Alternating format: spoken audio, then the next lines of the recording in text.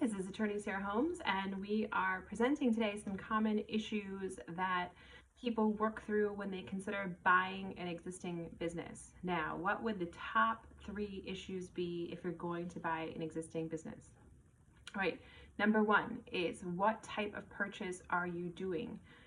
Often people call and say, I found this business for sale, I want to buy it, can you draft up the agreement? And one of the first questions we ask them is, what type of purchase are you doing? There are different ways to buy a business. 2 common ways are, 1, an asset purchase, where you're only buying the assets, not the liabilities of the business.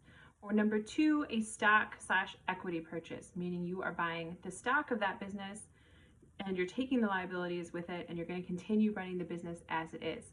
So that's an important point. And if you have any questions about that or what the business liabilities might be, you definitely want to consult with a business attorney before you get into the letter of intent or offer stage. Number 2, is this a brick and mortar business that has a lease involved? Because often people, again, come to us and they say, I located this brick and mortar business, I want to buy it, I'm going to make an offer. And we say, well, have you talked to the landlord, or can you get the lease? And often they have no idea. So those types of purchases are often contingent upon you getting the lease for that business. If you go buy a pizza shop, that pizza shop does you no good if you can't get a lease for that location and that property. So leasing in a business purchase is also a big deal.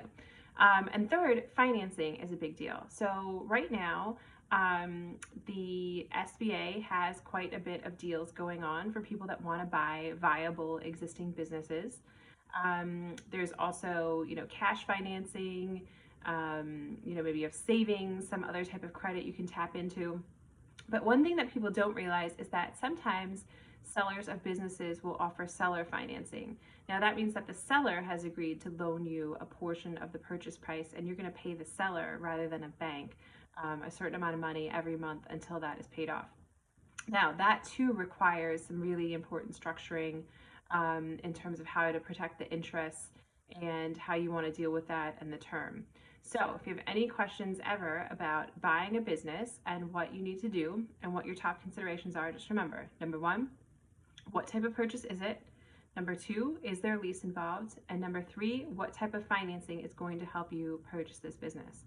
If you have any questions or need the help of an attorney to help you purchase your new business venture, feel free to call our office, 215-482-0285. Thanks.